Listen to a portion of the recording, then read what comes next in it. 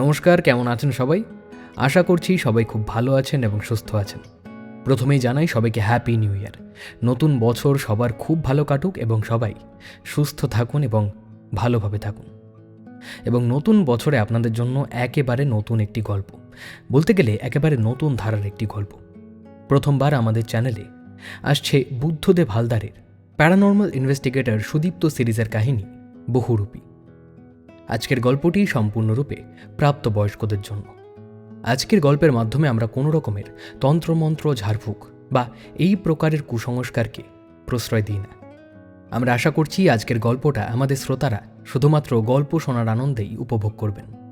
আপনারা যদি আমাদের চ্যানেলে নতুন হয়ে থাকেন তাহলে অবশ্যই চ্যানেলটিকে সাবস্ক্রাইব করে পাশে থাকা বেল আইকনটি প্রেস করতে ভুলবেন না, যাতে আমরা যখন এরকম নতুন নতুন ভিডিও আপনাদের জন্য নিয়ে আসব আপনারা সবার আগে নোটিফিকেশান পেয়ে যাবেন।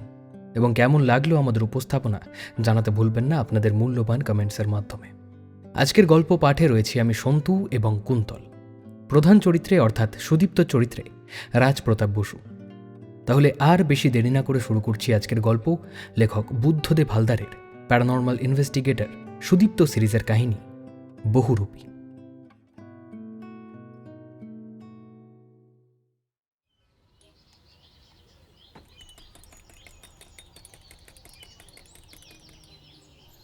ঝামেলাটা কানে এসেছিল চায়ের দোকানে দাঁড়িয়ে।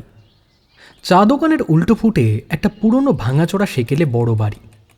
বাড়ির উপরে সাটানো হোর্ডিংটা না চোখে পড়লে তা জানতেই পারতাম না। চায়ের ভাঁড়ে সবে ঠোঁট ছুঁইয়েছি, ঠিক সেই মুহূর্তে উঁচু স্বরে এক মহিলাকে ফাঁড়ির ভেতর থেকে চেঁচামেচি করতে শোনা গেল। বয়স্ক দোকানদার একবার ফাঁড়ির খোলা দরজা দিয়ে উৎসুক দৃষ্টিতে তাকিয়ে মুহূর্তেই মুখ ফিরিয়ে আমার চোখের দিকে তাকালো। ভেতরে কিছু যে একটা ঘটছে সেটা বোঝা যাচ্ছে। আমি খানিকটা কৌতূহলী হয়ে চায়ের ভাঁড়টা তাড়াতাড়ি শেষ করে সেদিকেই পা বাড়ালাম। এক ধ্যারে গোবিন্দপুরে এসেছিলাম সুদীপ্তদার একটা কাজ নিয়ে। বাইক চালিয়ে প্রায় 2 ঘন্টায় বদনগঞ্জে পৌঁছে ওর একটা ক্লায়েন্টের বাড়িতে সকালে ঢুঁ মেরেছিলাম।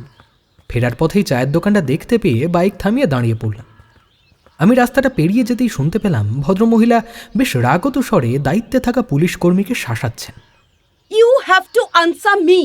Yes, you have to. কেন আপনি আমার কমপ্লেন নেবেন না? Why? এটা কি কোনো ইয়ার্কি হচ্ছে নাকি? হ্যাঁ, ইয়ার্কি? আপনি আমার ডায়েরি নিতে বাধ্য, বুঝেছেন? Otherwise, I will have to go to a lawyer. Understand? দায়িত্বে থাকা পুলিশ কর্মীটি দুহাত তুলে মহিলাকে বোঝানোর চেষ্টা করছেন। দেখুন ম্যাম, এই ধরনের কেস নেওয়া যায় না। What rubbish! মহিলা আবারও চেঁচিয়ে উঠলেন। পুলিশ কর্মীটির পাশে দাঁড়িয়ে রয়েছেন গোটা 3 কিংকর্তব্য বিমূঢ় কনস্টেবল। তারা প্রত্যেকেই একদম স্পিক টু নট। আমি ফাঁড়ির ভেতরে ঢুকতেই সকলে যেন কেমন হক চকিয়ে গেলেন। সেই যে 2 বছর আগে সুদীপ্তদার সঙ্গে গাঙ্গুটিয়ার হানাবাড়ির রহস্য উন্মোচনে বেরিয়েছিলাম, তারপর মিডিয়ার মাতামাতিতে এতদিনে আমি শ্রী ইন্দ্রনীল মুখার্জি এই রাজ্যের প্রায় পরিচিত একটি মুখ। এতদিনে চারিদিকে আমার বেশ একটা নামধাম ও সুপরিচিতি হয়েছে। আমাকে এখন বহু লোকে চেনে, তাই আমাকে দেখে উপস্থিত প্রত্যেকেই ক্ষণকাল অবাক চোখে তাকিয়ে রইলেন। তাছাড়া আমার গলায় প্রেস কার্ড রয়েছে। বাইরে কোথাও বেরোলে এটা আমি সঙ্গেই রাখি। ওটাই আমার তখনকার একমাত্র পরিচয়।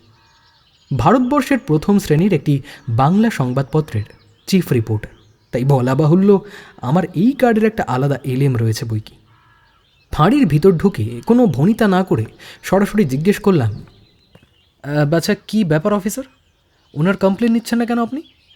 পুলিশ কর্মীটি আমার দিকে তাকিয়ে আমতা আমতা করে কিছু বলবার আগেই ভদ্রমহিলা আমার মুখের দিকে তাকিয়ে হঠাৎ করুণ ও কাঁপা স্বরে বললেন, please sir, please help me. দেখে মনে হলো ভদ্রমহিলা সম্ভ্রান্ত ঘরের। তিনি এক নাগারে বলে চললেন, আমার সন্তান, আমার এবি, সে 2 দিন আগে বাড়ির দরজা থেকে চুরি গেছে। আমি পুলিশকে অনেকবার রিকোয়েস্ট করেছি জানেন, এমনকি বলেছি যে যা টাকা লাগে মানে আমি দেব। আপনারা প্লিজ আমার সন্তান অ্যাবি ঘোষকে খুঁজে এনে দিন প্লিজ। হোয়াট? আপনার সন্তান চুরি গেছে, অথচ পুলিশ কোনো কমপ্লেন নিতে চাইছে না? কি আশ্চর্য! অবাক হয়ে আমি অফিসারের মুখের দিকে তাকাতেই তিনি হাত তুলে আমাকে নিরস্ত করার ভঙ্গিতে বললেন, স্যার, ভুল বুঝবেন না। ওনার সন্তান অ্যাবি, মানে মিস্টার অ্যাবি ঘোষ, কোনো মনুষ্য প্রাণী নয়। মানে? আগে হ্যাঁ স্যার, ঠিকই শুনেছেন। অ্যাবি ঘোষ হচ্ছে ওনার পোষা বেড়াল। অফিসারের কথা শুনে আমি বনে গেলাম। ততক্ষণে মহিলা আবারও চেঁচামেচি শুরু করে দিয়েছেন। হোয়াট? আপনার সাহস তো বলিহারি, হ্যাঁ? আমার ছেলেকে বিড়াল বলে ডাকছেন আপনি? আমিও ততক্ষণে কিংকর্তব্য বিমূঢ় হয়ে দাঁড়িয়ে পড়েছি। বুঝলাম কখনোই অন্যের ব্যাপারে কিছু না জেনে শুনে আগ বাড়িয়ে শটান কথা বলতে নেই। এখানে এদের ঝামেলায় কিছু না জেনেই এভাবে আমার ঢুকে পড়াটা একদমই উচিত হয়নি। সেখানে শুধুমাত্র মন্টমরেন্সের মতন হুড়মুড়ি আমার ঢুকে পড়াটা মোটেই ভালো ব্যাপার নয়। আর চোখে দেখলাম ভদ্রমহিলা আমার দিকে সরে এলেন। এগিয়ে এসে হ্যান্ডব্যাগ থেকে নিজের ফোনটা বার করলেন। তারপর ফোনের ফটো গ্যালারির মধ্যে থেকে নিমেষে একটা ছবি খুঁজে বার করলেন। আমি সেদিকে তাকাতেই হঠাৎ কোনো কারণ ছাড়াই গাটা কেমন শিড়শিড়িয়ে উঠল। ফোনের দিকে তাকিয়ে দেখলাম একটা কুচকুচে কালো বেড়াল, চোখ দুটো হায়নার মতো ভয়ঙ্কর হিংস্র। সেদিকে দেখলে আপনা থেকেই যেন শরীর শিউরে ওঠে। আমি আমতা আমতা করে বললাম, দেখুন, আমি যতদূর জানি এই সময়টা ওদের ব্রিডিং টাইম, প্রজন্মের সময় ওরা বাইরে কাটায়, তার জন্য এই মার্চ মাসটাই সেরা সময় ওদের। হ্যাঁ, তাই জন্য হয়তো আপনার অ্যাবি বাইরে সঙ্গী খোঁজার জন্য গিয়ে থাকতে পারে। কদিন পর নিশ্চয়ই সে ফিরে আসবে। আপনি একটু ধৈর্য রাখুন ম্যাডাম, কেমন? ভদ্রমহিলা আমার কথা কানেই তুললেন না। তিনি কিছু একটা বলতে যাচ্ছিলেন, ঠিক সেই সময় আমার মোবাইলটা তারস্বরে বেজে উঠল। এতক্ষণে যেন আমি হাঁপ ছেড়ে বাঁচলাম। সুদীপ্তদা তখন ফোনের ওপারে, আমি ফাঁড়ি থেকে বেরিয়ে এসেছি ততক্ষণে। ফোনটা তুলে কানে নিতেই সে বলে উঠল, কিছু বুঝলি? Any update? হ্যাঁ, কিছুই বুঝতে পারিনি, তবে দেখলাম মেয়েটা উৎফট আচরণ করছে, পাগলের মতন এলোমেলো হাত পা ছুড়ছে, বিড়বিড় করে কী সব বলার চেষ্টা করছে। শুনে তো কোনো মানুষের ভাষা হতে পারে বলে মনে হলো না। সব দেখে শুনে বেশ অস্বাভাবিক লাগছে। মনে হচ্ছে যেন কোনো অদৃশ্য চালিকা শক্তি তাকে খেলাচ্ছে। কেউ যেন তার ভিতরে ঢুকে ছিঁড়ে খাচ্ছে মুহুর্মুহু। বিশেষ কিছু নজরে এসেছে? না, তেমন কিছু তো দেখলাম না। তবে আমি যখন ওর পড়ার ঘরে গিয়েছিলাম তখন বিছানায় খাতা আর রং পেন্সিল ছড়ানো ছিল। টেবিলের পাশে রাখা ছিল একটা বড় টেডি বিয়ার। খাতার প্রতিটা পাতায় একটা করে মানুষ আঁকা রয়েছে, তবে তবে তবে কারোরই মুন্ডু নেই। ওর পরিবারের তরফে বলছে একজন সাইকোলজিস্টের কাছে মেয়েটিকে নিয়ে যাওয়া হয়েছিল 3 মাস আগে, কিন্তু সমস্যা বেড়েছে বই কমেনি। তাছাড়া আরও উদ্ভট কিছু আচরণের কথা জানালেন মেয়েটির বাবা। সব শুনে প্যারানর্মাল টাইপেরই মনে হলো। মেয়েটিকে কাউন্সেলিং করানো হয়েছে, কোনো লাভ হয়নি।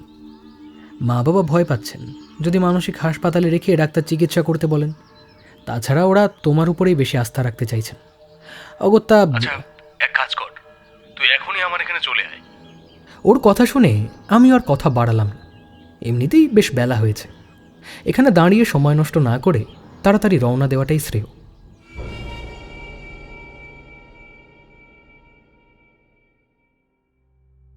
রুমকির ভালো নাম Soumitrisha Chakraborty, BNC honours second year. Amal তার মাস্তুতো বোন। অমল কর্মকার দৈনিক কলকাতার এডিটর ইন চিফ। তাঁর সঙ্গে আমার যথেষ্ট হৃদ্যতা রয়েছে। তিনি প্রথম সাহায্য চেয়ে ফোন করেছিলেন আমাকে। জানিয়েছিলেন হঠাৎ করেই কিছুদিন ধরে রুমকি অদ্ভুত অদ্ভুত আচরণ করছে। গত কয়েকদিনে কখনো জানলার কাছে আঁচড়াচ্ছে, কাচের উপরে জমে থাকা কোনো অদৃশ্য দেওয়ালকে যেন ছিন্ন ভিন্ন করে দিতে চাইছে। তার নখগুলো কাচের উপরে এমনভাবে ঘষা খাচ্ছে যেন সে কেবল কাচ ভাঙতে চাইছে না, বরং নিজের সত্তাকেই ছিন্ন ভিন্ন করে ফেলতে চাইছে। শব্দটা এমনই তীক্ষ্ণ, এতটাই বীভৎস যে তা হাড়ের ভেতর পর্যন্ত কাঁপিয়ে দেয়। মনে হয় সে হয়তো এমন কিছু দেখছে যা আমরা খালি চোখে দেখতে পাচ্ছি না, এমন কোনো নারকীয় দৃশ্য যা তার আত্মাকে বিদীর্ণ করে দিচ্ছে অহরহ। আবার কখনো খাটের তলায় ঢুকে অদ্ভুত বিড়ালের মতন ডাক ছাড়ছে, মাঝে মধ্যে মন্ত্র বিড়বিড় করার মতন কী সব আওড়াচ্ছে মনে মনে। খাটের তলায় ঢুকে যখন সে ওই বিকৃত অমানসিক বিড়ালের মতন ডাক ছাড়ে, তখন মনে হয় যেন নরকের কোনো প্রাণী তার শরীর দখল নিয়েছে। সেই ডাক রুমকির কণ্ঠ থেকে আসে না, বহু দূর থেকে কোনো অদৃশ্য এক পরলোক থেকে সেই ডাক ভেসে আসে যেন। সেই ডাকের সাথে তার বিড়বিড় করে মন্ত্র আওড়ান। এ কোনো মানুষের ভাষা হতে পারে না। এ যেন কোনো পুরনো ভুলে যাওয়া অপবিদ্যার মন্ত্রপাঠ, কোনো প্রাচীন অভিশাপকে যেন এই পৃথিবীর মাটিতে ডেকে আনতে চাইছে সে। এর আগে কোনোদিনই রুমকির এ ধরনের কোনো মানসিক অসুস্থতা দেখা যায়নি। মেয়েটির এই অস্বাভাবিক আচরণ দিন দিন বেড়েই চলেছে। গত কয়েকদিন তাকে নিয়ে বাড়িতে ঘটে যাওয়া বিভিন্ন ঘটনায় যে লাইফ রিস্কও রয়েছে তা অস্বীকার করার কোনো জায়গা নেই। প্রাথমিক পর্যায়ে পরিবারের লোকেরা বেশ কিছু ডাক্তার ও সাইকোলজিস্টের কাছে সাজেশন নিয়েছেন, বিবেচনা করেছেন। অবশেষে অমল কর্মকার মারফত আমাকে ভায়া করে তাঁরা যোগাযোগ করতে চেয়েছেন বিখ্যাত প্যারানর্মাল ইনভেস্টিগেটর সুদীপ্ত অধিকারীর সঙ্গে। রুমকির উদ্ভট আচরণের নেপথ্যে কিছু একটা সন্দেহের উদ্রেক যে তাদের মনে ঘটেছে তা বলাই বাহুল্য। নাহলে ডাক্তার বুদ্ধি ছেড়ে কেনই বা তারা একজন প্যারানর্মাল গবেষকের সঙ্গে যোগাযোগ করতে চাইবেন? আসলে রুমকির সমস্যাটা চিকিৎসকের পরিধির বাইরে। এ যেন এমন এক রোগ যা মেডিকেলের পরিভাষায় খুঁজে পাওয়া দুষ্কর, বরং এর শিকড় গেঁথে রয়েছে অনেক গভীরে, যেখানে যুক্তি আর বিজ্ঞানের আলো পৌঁছয় না। সুদীপ্তদা এসে সরজমিনে সবটুকু দেখার আগে কিছু তথ্য সংগ্রহের জন্য রুমকিদের বাড়িতে আমাকে পাঠিয়েছিলেন। ওর সহযোগী হয়ে কখনো কখনো আমি এইসব কাজে ওর পাশে থাকার চেষ্টা করি। এতে আমার দু ধরনের লাভ হয়। এক, ঘটনা নিয়ে কাগজে স্টোরি করতে পারি। সুদীপ্তদার এমনি কোনো বিষয় নিয়ে কাগজে লিখলে এমনিতেই পরের দিন কাগজের বিক্রি হু হু করে বেড়ে যায়। আর তাছাড়া এক্সক্লুসিভ আমাদের কাগজে সুদীপ্তদা সংক্রান্ত কোনো স্টোরি হলে পরের মাসে স্পন্সর চলে আসে। সব মিলিয়ে সুদীপ্তদা মানেই আমাদের কাছে নতুন কিছু প্রত্যাশা। আর দুই, প্রেততত্ত্ব সম্পর্কে আগ্রহের খানিক উপশম হয়। এসবই মনে মনে ভাবছিলাম ফোনের এপারে দাঁড়িয়ে। মুহূর্তকাল মৌন থাকায় ফোনের ওপাশ থেকে সুদীপ্তদা বলে উঠল, কিরে, কোনো কথা বলছিস না কেন? হ্যাঁ, ও আর বলো না, চা খেতে গিয়ে ফেঁসে গেছি। ভেসে গেছিস মানে? কিছুক্ষণ আগে ফাঁড়িতে ঘটে যাওয়া ঘটনাটা হুবহু বর্ণনা করলাম। আমার সব কথা শুনে সে কিছুক্ষণ চুপ করে থেকে বলল, জায়গাটা থেকে এখনই বেরিয়ে আয়। ওর গলা স্বরে এমন কিছু একটা ছিল যা প্রচ্ছন্ন আদেশের মতন মনে হলো। তাই কোনো কথা না বাড়িয়ে ওকে বলে ফোনটা কেটে দিয়ে বাইকে কিকস্টার্ট দিলাম।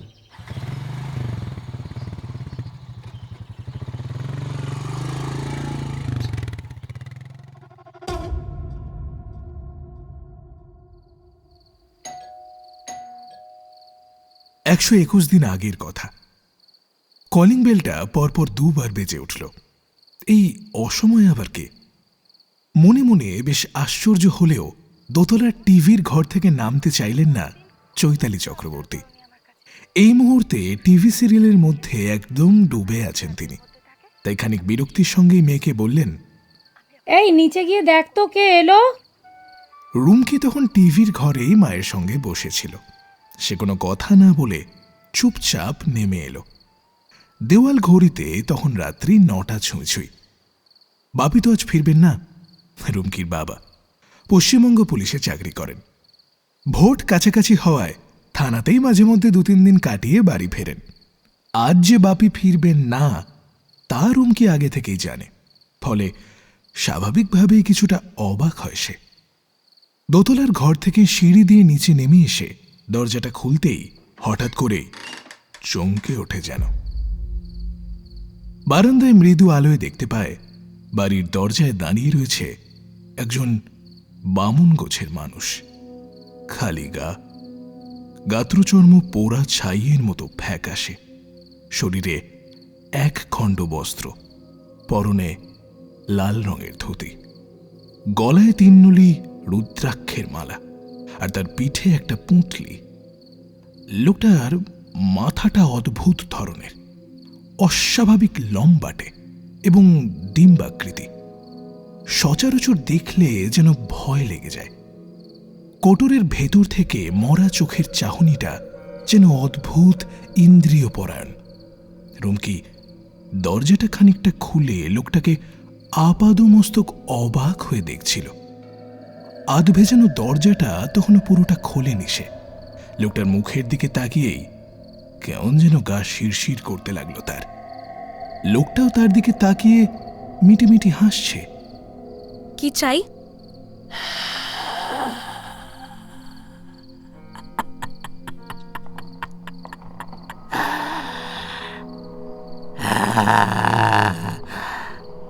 বড্ড খিদে লেগেছে রে, বড্ড খিদে।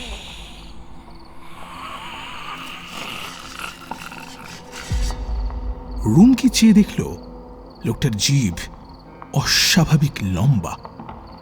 কথা বলার সময় মুখগহ্বর ঠেলে যেন সেই জিভটা বেরিয়ে আসতে চাইছে।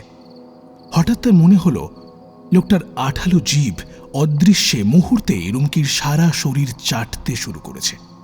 অদ্ভুতভাবে তার ফর্সা উরু চাটছে জিভটা।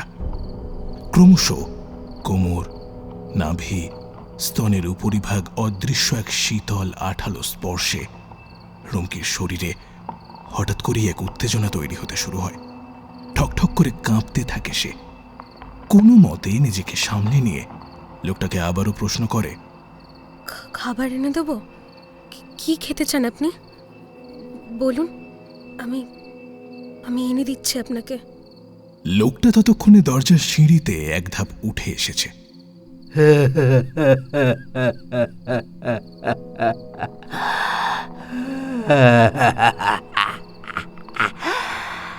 খুব খিদে, খুব। আমাকে খেতে দিবি তুই? হ্যাঁ, দিবি খেতে?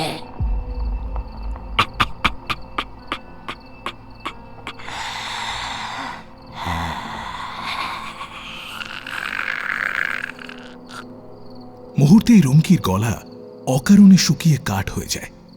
গলা থেকে কোনো শব্দ বের হচ্ছে না তার আর। একবার মনে হয় মাকে চেঁচিয়ে ডাকবে কিনা, কিন্তু ভাবাই সার। ওর শরীর বা মন কোনোটাই যেন আর ওর শাসনে নেই। রুমকি কেমন যেন ভ্যাবা চাকা খেয়ে গিয়েছে। তার চোখ দুটো স্থির, বিস্ফারিত, যেন কিছু একটা দেখে এসে বরফের মতো জমে যাচ্ছে ক্রমশ। অথচ মুখে কোনো আওয়াজ নেই। এমনকি নিজের মায়ের নাম ধরে চিৎকার করার ক্ষমতাটুকুও যেন সে হারিয়ে ফেলেছে। মাকে চেঁচিয়ে ডাকতে গিয়েও পারে না সে। হঠাৎই তার মনে পড়ল নিচে ওর ঘরে একটা কেকের প্যাকেট আছে। কলেজ থেকে ফেরার পথে আজই কিনে এনেছিল। কি মনে করে সে নিজের ঘরের দিকে পা বাড়ায়। মুহূর্তেই ঠিক তেমনই দ্রুত পদে এসে নিজে এগিয়ে গিয়ে লোকটার হাতে তার টিফিনের সেই কেকের প্যাকেটটা ধরিয়ে দেয়। ভাবল, খাবার খেয়ে যদি এখান থেকে সে চলে যায় তাতেই যেন স্বস্তি পাবে রুমকি। লোকটা হাসি মুখে কেকের প্যাকেট থেকে এক টুকরো কেক বের করে অর্ধেকটা ধীর স্থিরভাবেই খায়। আর তারপর অদ্ভুতভাবে রুমকির দিকে বাকিটা বাড়িয়ে দিয়ে বলে, আমার আর কেক খেতে ইচ্ছে করছে না। কেক খেতে ইচ্ছে করছে না। তোমার শরীরের মিষ্টি মাংস দেবে? হ্যাঁ, দেবে তোমার শরীরের মিষ্টি মাংস আমাকে খেতে দেবে?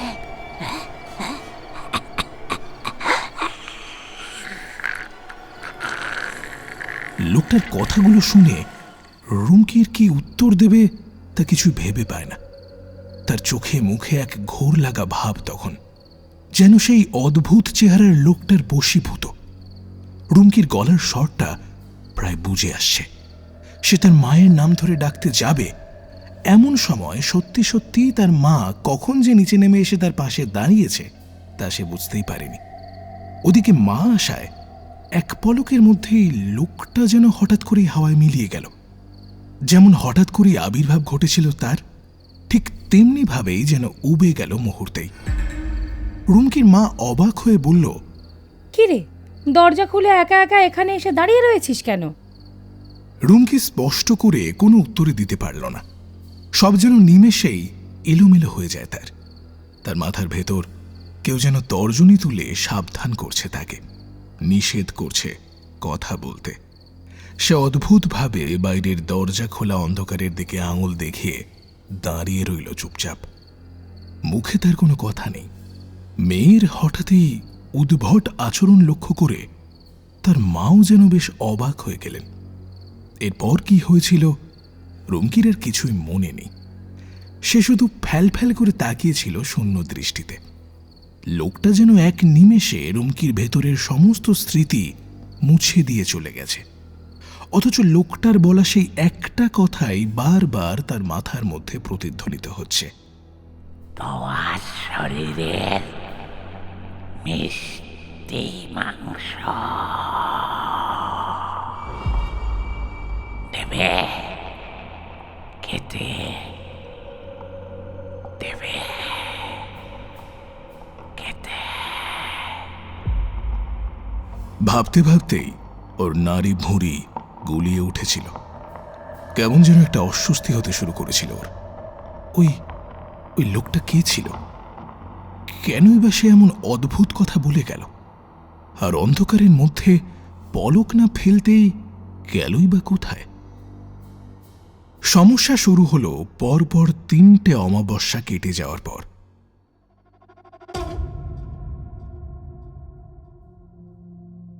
সেই দিনের তারিখটা রুমকির মনে নেই, শুধু মনে আছে দিনটা ছিল শনিবার। কলেজের পরীক্ষার চাপ আর টিউশনির দৌড়াতে রুমকির তখন এমনিতেই নাজেহাল অবস্থা। ক্লান্তিতে শরীর ভেঙে পড়েছিল তার, তাই টিউশন থেকে ফিরেই ধপাস করে বিছানায় এলিয়ে পড়েছিল সে। মা কতবার করে ডাকলো, এই রুমকি খেয়ে ঘুমো।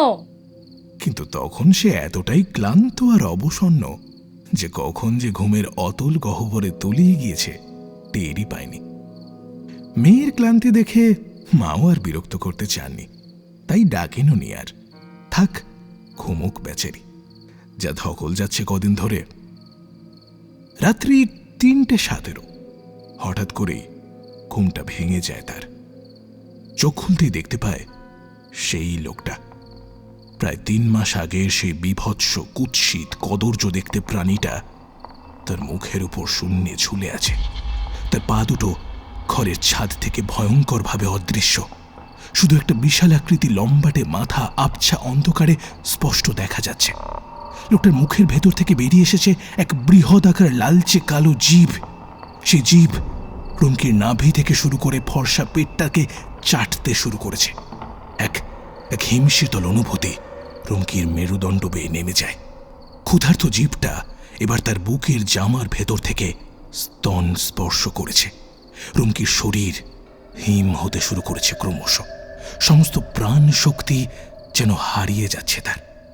অবশেষে লোকটার জিভটা রুমকির ঠোঁটটাকে চুষতে শুরু করলো। প্রথমে মনে হলো রুমকি হয়তো কোনো দুঃস্বপ্ন দেখছে, কিন্তু পর মুহূর্তেই তার সেই ভুল ভাঙল। বামুন লোকটার সেই জিভ তার মুখের ভেতর দিয়ে ঢুকে বুঝি গলা পেরিয়ে গর্ভের দিকে সাপের মতো হিসিস করে হেঁটে চলেছে। রুমকির গলাটাও অস্বাভাবিকভাবে ফুলে উঠল, যেন কেউ তার শ্বাসনালী টিপে ধরেছে। তার শ্বাস বন্ধ হয়ে আসছে। লোকটা যেন গিলে খেতে শুরু করেছে তাকে, কিন্তু নিজেকে হ্যাঁচকা টান মারতেই রুমকি বিছানা থেকে ছিটকে পড়ল মেঝেতে। একটা কর্কশ শব্দ হলো, আর তারপর তার আর কিছুই মনে নেই। জ্ঞান যখন ফিরল তখন বাইরে দিনের আলো ফুটেছে। রুমকির মনে হলো তার মাথাটা যেন গতরাতে কেউ হাতুড়ি দিয়ে দমাদম পিটিয়েছে। ধীরে ধীরে রাতের সেই বিভৎস ঘটনাটা মনে পড়তে লাগলো তার। গা গুলিয়ে উঠল, গলা থেকে যেন বমি উঠে আসতে চাইছে। সে কি সত্যি স্বপ্ন দেখেছিল? কিন্তু তার গলার সেই অস্বস্তি আর বুকের কাছে সেই ভেজা চটচটে অনুভূতি, তা তো মিথ্যে নয়। ভয়ে তার শরীরটা হিম হয়ে উঠল। বিছানা থেকে নেমে এসে বাথরুমের দিকে এগিয়ে গেল। নিজেকে এই বিভীষিকা থেকে মুক্তি দিতে চাইছে সে। আয়নার সামনে দাঁড়িয়ে নিজের গলাটা দেখল ভালো করে। গলার দুপাশে কালচে হয়ে গিয়ে ফুলে উঠেছে, যেন দুটো কোনো ব্যাঙ গলার দুপাশে বাসা বেঁধেছে। আর তার বুকের কাছের টি শার্টটা ভিজে রয়েছে তখনও। কিসের একটা ছোপ ছোপ দাগ লেগে আছে সেখানে। লোকটা সে জীব। সে দ্রুত টি শার্টটা খুলে ফেলল। লক্ষ্য করল তার স্তনের চারপাশে কালচে ছোপ ছোপ দাগ। আতঙ্কে তার মুখ ফ্যাকাশে হয়ে গিয়েছে। তার মানে এটা স্বপ্ন ছিল না, এই দুঃস্বপ্ন ছিল রক্ত মাংসের মতো বাস্তব। সেই দিন থেকে রুমকির জীবনটা যেন ধীরে ধীরে এক অতল গহ্বরে তলিয়ে যেতে শুরু হলো। রাতে ঘুমোতে গেলেই মনে হতো লোকটা বুঝি আবার আসবে। তার চোখের নিচে কালি পড়ে গেল কদিনের মধ্যেই। শরীর গেল ভেঙে। কলেজেও মন বসাতে পারছিল না সে। এদিকে মা চিন্তিত হয়ে তাকে ডাক্তার দেখাতে চাইলেন, কিন্তু রুমকি নিজের কথা কিছুতেই কাউকে বলে উঠতে পারছিল না। কে বিশ্বাস করবে এই অদ্ভুত অলৌকিক ঘটনা? সে নিজেও কি এতদিন বিশ্বাস করতে পেরেছে পুরোপুরি? প্রতি রাতে সেই 3:17 অপেক্ষায় সে ভয়ে কাঠ হয়ে থাকত। ঘরের প্রত্যেকটি কোণায়, প্রত্যেকটি ছায়ায় সে যেন সেই বিশ্রী কদর্য চেহারাটা দেখতে শুরু করেছে আজকাল। এরপর আরেক দিন রাতে ঠিক সেই একই সময় 3:17 একই ঘটনা ঘটল। ঘুম ভাঙতেই দেখল সেই বিভীষিকাময় লোকটা তার উপর ঝুলে আছে। এবার রুমকি আর নিজেকে টান মারতে পারল না। তার সমগ্র শরীর অসাড় হয়ে গেল। সে যেন প্যারালাইজড। লোকটার জিভ আবারও তার মুখ দিয়ে ধীরে ধীরে ঢুকতে শুরু করেছে, আর সেই ঠান্ডা চটচটে অনুভূতিটা গলা বেয়ে যেন গভীরে নেমে যাচ্ছে ক্রমশ। রুমকি অনুভব করল তার নিঃশ্বাস বন্ধ হয়ে আসছে। লোকটা যেন তার ভেতরের সব শক্তি শুষে নিচ্ছে, তার সত্তাকে গ্রাস করতে শুরু করেছে। সে মরিয়া হয়ে হাত পা ছুঁড়তে চাইল, কিন্তু পারল না। যেন এক অদৃশ্য শক্তি তাকে আষ্টে পৃষ্ঠে বেঁধে ফেলেছে। এক অশুভ কবচ। শেষবারের মতো রুমকি লোকটার সেই অদ্ভুত লম্বাটে কুৎসিত মুখটার দিকে তাকালো। সেই মুখে এক বীভৎস হাসি ফুটে উঠেছে তখন। সেই হাসি যেন মৃত্যুর পূর্বাভাস। রুমকির চোখ বন্ধ হয়ে গেল নিমেষে। তার চেতনা ধীরে ধীরে লুপ্ত হতে শুরু করেছে। রুমকি এক তীব্র অস্বস্তিকর অনুভূতিতে ক্রমশ আচ্ছন্ন হয়ে পড়ছে। সে বুঝতে পারছিল এই বামন লোকটার সেই বীভৎস দেহের মধ্যে এক আদিম অপ্রতিরোধ্য ক্ষুধা জেগে উঠেছে তখন। তার চোখ দুটো যেন এক লুব্ধ শিখায় জ্বলছে, আর তার সমগ্র অস্তিত্ব থেকে এক বিকৃত কামনা বিচ্ছুরিত হচ্ছে। রুমকির মনে হলো এই অদ্ভুত চেহারার লোকটা যেন তার সমস্ত পুরুষত্ব দিয়ে তার শরীরটাকে দুমড়ে মুচড়ে শেষ করে দিতে চাইছে। এক অশুভ শক্তি যেন তাকে টেনে নিয়ে যাচ্ছে এক অজানা অন্ধকারাচ্ছন্ন জগতে। দিন যত গড়াতে লাগলো, রুমকির অবস্থাও ঠিক ততটাই খারাপের দিকে এগোতে লাগলো। পরিবারের মুখে হাসি মিলিয়ে গিয়েছিল আগেই। চোখে ছিল কেবলই উদ্বেগ আর এক অজানা ভয়। প্রথমে তারা নিজেদের পারিবারিক ডাক্তারের কাছেই গেলেন। ডাক্তারবাবু রুমকিকে ভালো করে পরীক্ষা করলেন, কিন্তু তার মুখে ফুটে উঠল এক ধরনের অসহায়তা। ডাক্তারবাবুর মনে হয়েছিল এই অসুস্থতার লক্ষণগুলো তার পরিচিত গণ্ডির বাইরে। তিনি কোনো চিকিৎসা দিতে পারলেন না, তাই শুধু পরামর্শ দিলেন একজন মনোরোগ বিশেষজ্ঞের কাছে রুমকিকে নিয়ে যেতে। যেমনটা বলা তেমনটাই কাজ। পরিবারের লোকেরা তড়িঘড়ি যোগাযোগ করলেন একজন প্রখ্যাত মনোরোগ বিশেষজ্ঞের সঙ্গে। নামকরা একজন মনোবিদ রুমকির চিকিৎসাও শুরু করলেন। তিনি একের পর এক থেরাপি দিতে লাগলেন, ওষুধপত্রও দিলেন অনেক।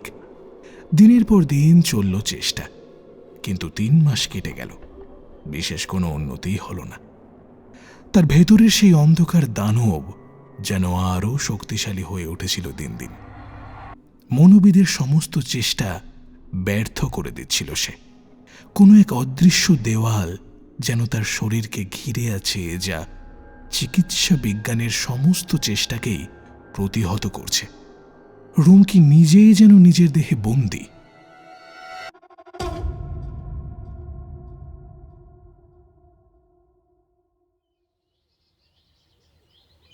সুদীপ্তদার লিভিং রুমে বসে আছি আমরা। কিন্তু ঘরের বাতাসটা যেন ভারী হয়ে আছে। এক অদৃশ্য উত্তেজনা অনুভব করছি। অ্যাবি ঘোষের নিরুদ্দেশের ঘটনাটা সুদীপ্তদা বেশ সিরিয়াসলি নিয়েছে। এটা তার চোখের গভীরতা দেখলেই বোঝা যাচ্ছিল। তার মাথায় ঠিক কী ঘুরছে তা আন্দাজ করা আমার মতন সাধারণ মানুষের সাধ্যের বাইরে। এই জন্যই তো তিনি সুদীপ্ত অধিকারী, দ্য গ্রেট প্যারানর্মাল ইনভেস্টিগেটর, যার নাম শুনলেই অদৃশ্য জগতের রহস্যগুলো যেন একটু নড়ে চড়ে ওঠে। হঠাৎ নীরবতা ভেঙে সুদীপ্তদা প্রশ্ন করলেন, আচ্ছা, তুই ওই ফাঁড়ি থেকে কিছু শুনলি? তার কণ্ঠস্বরে কোনো আবেগ নেই, যেন এক পাথরের মূর্তি কথা বলছে। আমার মাথায় তখন রুমকির অদ্ভুত কেসটা ঘুরছে। অ্যাবি ঘোষের নিরুদ্দেশের সঙ্গে এর কী সম্পর্ক থাকতে পারে? আমি কিছুটা অবাক হয়ে জিজ্ঞাসা করলাম, কোন ব্যাপারে? সুদীপ্তদার চোখ দুটো আমার দিকে স্থির ছিল, যেন সেই চোখ দুটো আমার ভেতরটা দেখতে চাইছে। যে ভদ্রমহিলার বিড়াল হারিয়ে গিয়েছিল তার ব্যাপারে জানতে চাইছি। মানে ঠিক কোথা থেকে, কখন, কিভাবে তার বিড়ালটা চুরি গেল? আমি হতবাক। বিড়াল? একটা মেয়ের জীবন মরণের কেসের সঙ্গে এই বিড়াল হারানোর কী বা সম্পর্ক থাকতে পারে?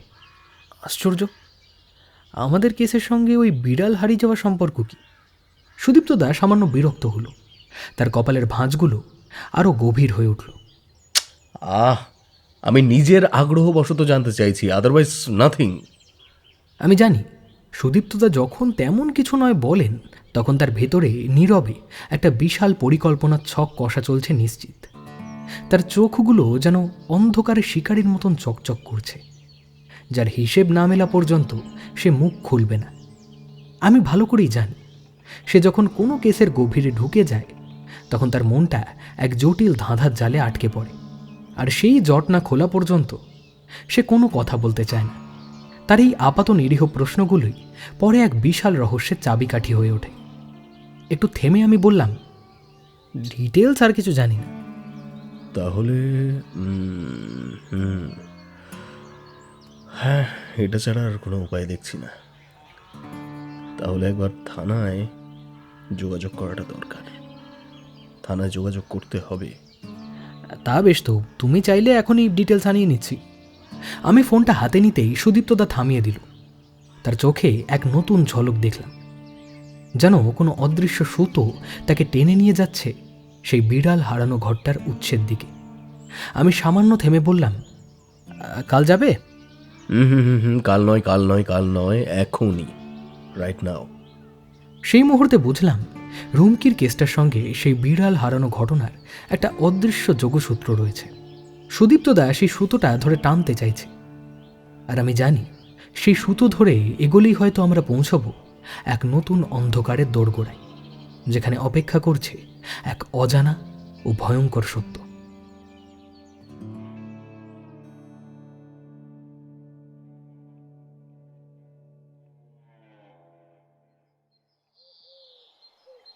বদনগঞ্জে যখন আমরা পৌঁছালাম, তখন ঘড়ির কাঁটা প্রায় বিকেল 5:30 ছুঁই ছুঁই। চারপাশে দিনের আলো ম্লান হয়ে এসেছে। সুদীপ্তদা তার চিরচেনা শান্ত ভঙ্গিতে রয়েছে। এখানে আসার আগেই সে জেলার ডেপুটি সুপারিনটেন্ডেন্ট অফ পুলিশকে ফোন করে নিয়েছিল। ওর সাথে সুদীপ্তদার পুরনো পরিচয়, তাই সব রকম সাহায্যের আশ্বাস পাওয়া গেছে। সেই আশ্বাসটা যেন এই অদ্ভুত প্রায় অপরিচিত শহরে আমাদের পদার্পণকে খানিকটা স্বস্তি দিয়েছে। যদিও এখানকার বাতাসে এক ধরনের অদ্ভুত চাপা অস্থিরতা টের পাচ্ছি। আমরা ফাঁড়িতে পা রাখার পর এখানকার পরিচিত গুমোট ভাবটা যেন আরও জাঁকিয়ে বসল। কর্তব্যরত বড়বাবু, তার চোখ মুখ দেখে বোঝা যাচ্ছিল সারাদিনের ধকল তাকে বেশ ক্লান্ত করে ফেলেছে ইতিমধ্যেই। তার সামনে আমরা আমাদের বক্তব্য পেশ করলাম। ঘরের ভেতরে এক নিস্তব্ধ উত্তেজনা বিরাজ করছে, আর সেই নিস্তব্ধতা ভেঙে হঠাৎই আবির্ভাব ঘটল সার্কেল ইন্সপেক্টর অফ পুলিশের। তার আগমন এক সুনির্দিষ্ট পরিকল্পনার অংশ। উপরতলার নির্দেশ যেন এক অলিখিত আদেশ তাকে এখানে টেনে এনেছে আমাদেরকে সাহায্য করার উদ্দেশ্যে। তার উপস্থিতি মুহূর্তেই যেন পরিস্থিতিটাকে আরও গুরুতর করে তুলল। বুঝলাম এই ঘটনার গভীরতা কেবল ফাঁড়ির 4 দেওয়ালের মধ্যে সীমাবদ্ধ নয়। তিনি এসেছেন যাতে আমাদের এই তদন্তের বিন্দুমাত্র অসুবিধা না হয়। সুদীপ্তদা বড়বাবুকে সরাসরি প্রশ্ন করল, যে ভদ্রমহিলা তার বিড়াল হারানোর অভিযোগ করেছিলেন, বিড়ালটা কি পাওয়া গেছে? না। বড়বাবু সংক্ষিপ্ত জবাব দিলেন, তার কণ্ঠে এক ধরনের চাপা বিরক্তি স্পষ্ট। কোনো মিসিং ডায়েরি নিয়েছেন আপনি? না। আবারও সেই সংক্ষিপ্ত উত্তর, যেন এই বিষয়ে কোনো কথা বলতে তিনি আগ্রহী নন। সুদীপ্তদা নাছরবান্দা। একটু ডিটেলে বলতে পারবেন এই বিড়াল মিসিং কেসটা নিয়ে? আসলে ভদ্র মহিলা নিঃসন্তান, বাড়িতে বিড়াল পোষেন, মোট 7টা বিড়াল, প্রত্যেকের আলাদা আলাদা নাম। ওই সন্তান সম ভালোবাসে নিজের পোষা বিড়ালগুলোকে। যে বিড়ালটা হারিয়ে গেছে তার নাম অ্যাবি ঘোষ। ওনার অভিযোগ শুনে যা বুঝলাম, একজন ভিখারি, বুঝলেন, ভিক্ষা করতে এসে বিড়ালটাকে নিয়ে পালিয়েছে। বড়বাবুর কথা শুনে উপস্থিত আমরা সকলেই অবাক হলাম। ভিখিরি বিড়াল চুরি করতে যাবে কেন? সে কিছু সাহায্যের আশায় এসেছিল, কিছু না পেয়ে বাড়ির পোষা বেড়াল বগল দাবা করে নিয়ে পালালো। আজব ব্যাপার তো। অদ্ভুত সব কথাবার্তা শুনে আমার মাথার ঘিলু তেতে উঠেছে প্রায়। এমন সময় সুদীপ্তদা বড়বাবুকে থামিয়ে দিয়ে বললেন, এক সেকেন্ড স্যার, বলছিলাম ওই ভিখারিটার বিবরণ দিয়েছেন উনি? সামান্যই বলেছেন। ভিখারিটার গায়ে কোনো কাপড় ছিল না, পরনে কেবল একটা ধুতি, গলায় মালা তাবিজ সব ছিল, ধুলো ভরা খালি পা আর উস্কো খুস্কো চুল। তবে বিশেষত্ব হলো লোকটা নাকি বামন। I see. তার চোখে তখন নতুন এক রহস্যের রেখা। এই আপাত দৃষ্টিতে নিরীহ বিড়াল হারানোর ঘটনার গভীরে যে অন্য কিছু লুকিয়ে আছে তা তার অভিজ্ঞ চোখ এড়াতে পারল না। আমরা যখন বিড়াল নিখোঁজের রহস্য নিয়ে বড়বাবুর সঙ্গে কথা বলছিলাম, ঠিক তখনই অপ্রত্যাশিতভাবে ঘরের নিস্তব্ধতা ভঙ্গ হলো। একজন কনস্টেবল এসে বড়বাবুকে সসম্ভ্রমে জানালেন, স্যার, রেলওয়ে জোন থেকে ফোন আছে। কি ব্যাপার? স্যার, লাইনের ধারে বসবাসকারী উদ্বাস্তুরা লাইন অবরোধ করে রেখেছে, আগুন জ্বালাচ্ছে, ভাঙচুর করে সরকারি সম্পত্তি নষ্ট করছে স্যার।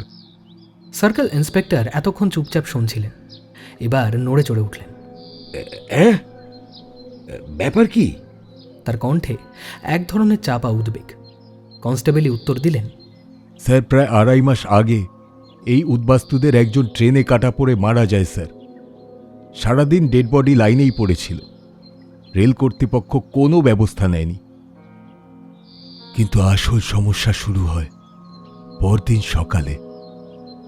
তোমেরা এসে যখন দেখে বডির ধর ছাড়া বাকি সব লাইন থেকে গায়েব হয়ে গেছে।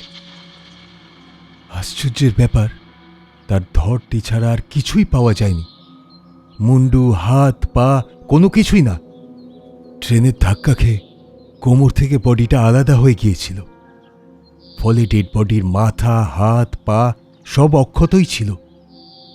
মাঝরাতে কেউ খুব গোপনে বডি থেকে মাথা আর হাত পাগুলো কেটে নিয়ে গেছে। হ্যাঁ?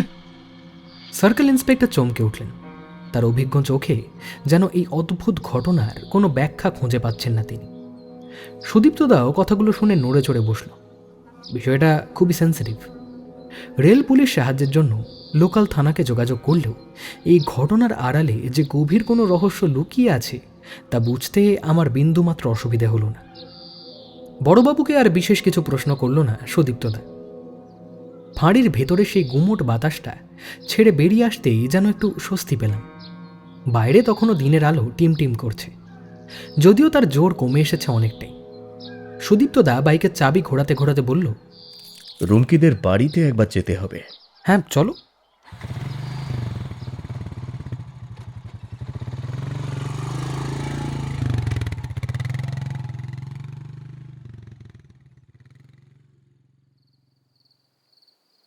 রুমকিদের বাড়িতে যখন পৌঁছালাম তখন রাত প্রায় 9:30।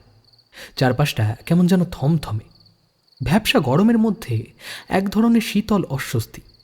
বাড়ির লোকজনের চোখ মুখে আতঙ্ক আর দুশ্চিন্তার মিশেল ভাব, যেন কোনো অদৃশ্য অপশক্তি তাদের প্রিয়জনকে বন্দি করে রেখেছে।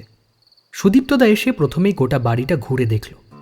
তার প্রতিটি পদক্ষেপ ছিল মেপে মেপে, প্রতিটি ভঙ্গিতে এক গভীর মনোযোগ, যেন তার নাসারন্ধ্রে কোনো গোপন গন্ধের অন্বেষণ চলছে, যা কেবল সে একা টের পাচ্ছে।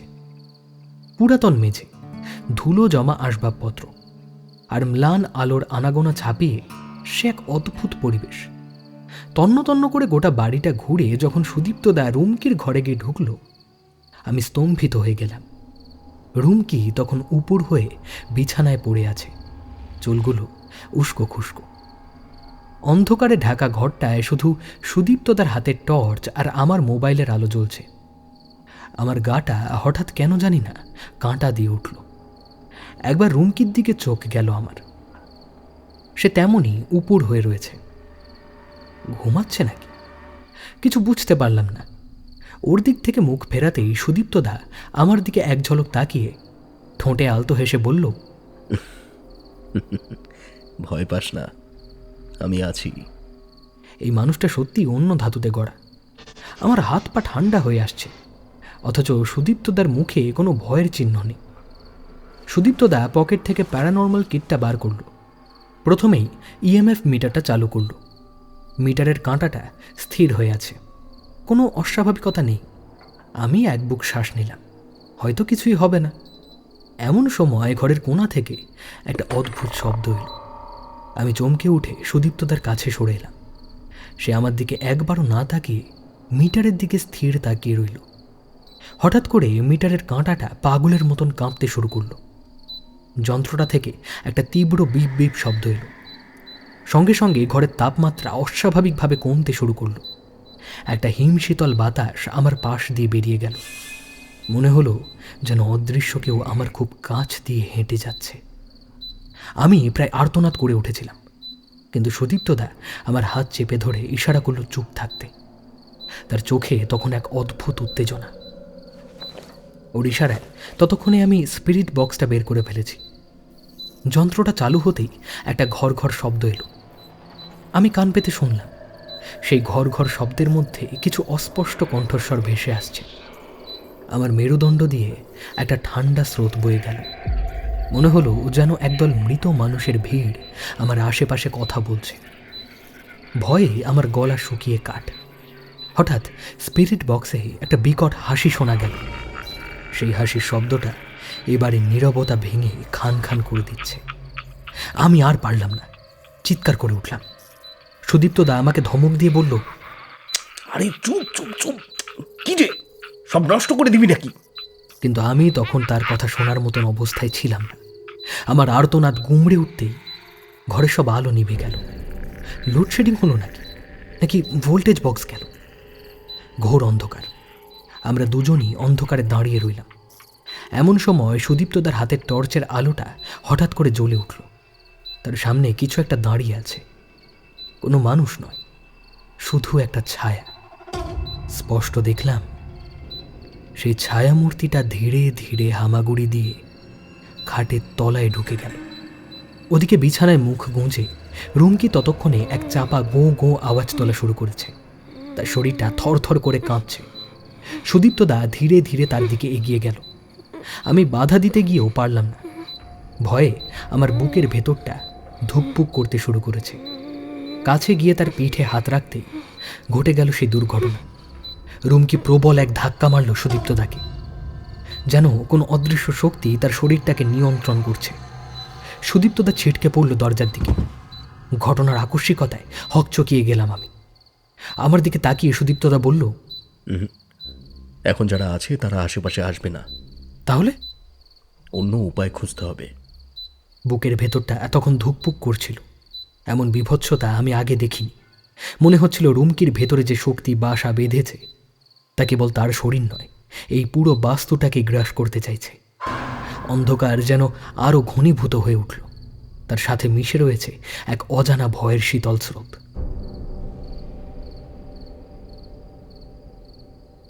রুমকিদের পুরনো বাড়িতে আমাদের আশ্রয় জুটল সেই রাতে। বাড়িটা বেশ বড়সড়। 3 তলার একটা ঘর খুলে দিয়েছেন বাড়ির লোকজন। ঘরটা পুরনো, কেমন একটা ভ্যাপসা গন্ধ। রাত তখন বেশ গভীর। রাতের খাওয়া অনেক আগেই সারা হয়ে গেছে। যদিও কি খেয়েছি ঠিক মনে নেই, পেটে কিছু পড়েছে এটুকুই যথেষ্ট।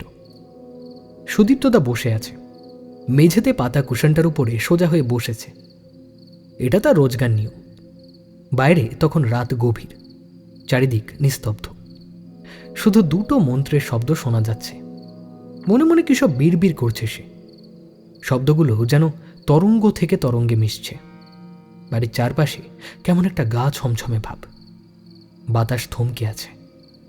এ বাড়ির কোণে জমে আছে বহু না বলা কথা, দীর্ঘশ্বাসের মতন শব্দহীন কান্না। সুদীপ্তদা হয়তো সেই সব দীর্ঘশ্বাসকে ডাকছে, আহ্বান করছে তাদের। সে সাহায্য চাইছে তাদের কাছে। এই প্রথম নয়, আগেও সে এভাবে বসেছে, বিদেহীদের সঙ্গে কথা বলেছে, তাদের কাছে সাহায্য চেয়েছে। একটা শীতল স্রোত আমার সিঁড়ি দাঁড়াবে নেমে গেল। ঘরে একটা অচেনা গন্ধ ভাসছে। গন্ধটা ব্যথার মালিশের ওষুধের মতন কটু, তীব্র এবং ভ্যাপসা, পুরনো। কে যেন হঠাৎ এসে দাঁড়িয়েছে সুদীপ্তদার সামনে। আমি তাকে দেখতে পাচ্ছি না, শুধু অদ্ভুতভাবে অনুভব করছি। একটা গা ছমছমে অনুভূতি কিছুতেই আমার পিছু ছাড়ছে না।